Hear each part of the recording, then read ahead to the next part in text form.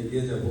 আমাদের উচিত হবে আমেরিকার পাশাপাশি সারা বিশ্বে যত বাঙালি আছে যারা এই তিনটা বিষয়কে বিশ্বাস করে, মুক্তিযুদ্ধ, সংবিধান এবং বঙ্গবন্ধুকে বিশ্বাস করে, তাদের সাথে যোগাযোগ রক্ষা করা, সাংগঠনিক যোগাযোগ রক্ষা করে সব দেশ থেকে একইভাবে পারলে অভিন্ন কর্মসূচি আমরা হয়তো যার যার মনোজ্ঞ করে কর্মসূচি পালন করা।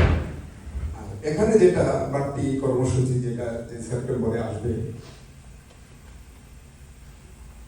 যে অবৈধ বর্তমান উপদেষ্টা তার বিরুদ্ধে প্রতিবাদ গড়ে তোলা, আমেরিকার আইন মেনে যাতে কোনো ধরনের বিতর্ক না হয় আমেরিকা, এবং দুটো কর্মসূচি হতে পারে। একটা হচ্ছে ওখানে দাঁড়ানো, আরেকটা হচ্ছে যে যত মুক্তিযোদ্ধা এবং যারা মুক্তিযুদ্ধকে ধারণ করে, মুক্তিযুদ্ধের চেতনাকে ধারণ করে, বিশ্বাস করে ৭২-এর সংবিধান, বিশ্বাস করে বঙ্গবন্ধু, তাদের নিয়ে আমি মনে করি না যে যারা যুদ্ধ করছে তারাই মুক্তিযোদ্ধা। আজকে যে ছেলেটি জন্মগ্রহণ করলো, যে মেয়েটি জন্মগ্রহণ করলো, সে না। যে এই চেতনা ধারণ করে সেই আমাদের সাথী, সেই আমাদের যোদ্ধা, সহযোদ্ধা। তাদেরকে নিয়ে একটা র্যালি হতে পারে, নীরব র্যালি, বিশাল লম্বা করে, যাতে এটা দৃষ্টিকার।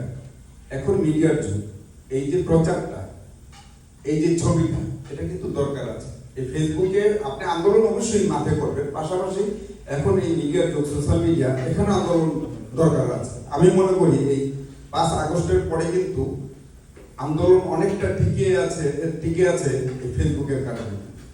এটা কিন্তু অস্বীকার করার কোনো কারণ নেই।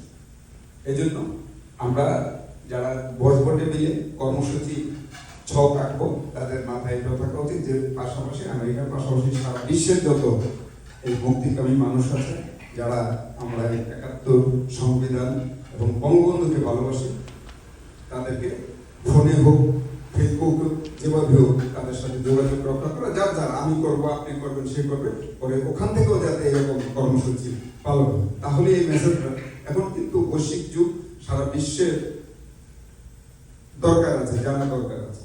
কারণ দেশের রাজনীতি এখন দেশ থেকেই হয় না, সারা বিশ্বের সাথে একটা যোগাযোগ থাকে, লিয়াজে থাকে, খবরদারি থাকে। আমি বিস্তারিত বলতে চাই না, আপনারা সবাই জানেন। এবং একটু কথা বলে আমি যাই, এটা আমি একটু ভাবছিলাম, এই যে জয় বাংলা যেটা বলছিলেন, যে হ্যাঁ আমাদের যুদ্ধের স্লোগান ছিল জয় বাংলা, বঙ্গবন্ধু।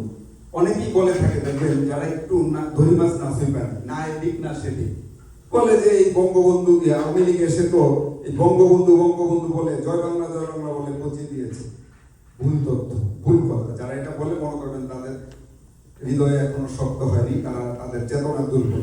কারণ ৭৫-এর পরে আপনি ৭৫ থেকে যখন এই ৯৬ পর্যন্ত যারা ছিল, আপনি দেখান তো একটা মানুষ বঙ্গবন্ধু বলছে, একটা মানুষ মুক্তিযুদ্ধ বলছে, একটা মানুষ জয় বাংলা বলছে? বলেনি।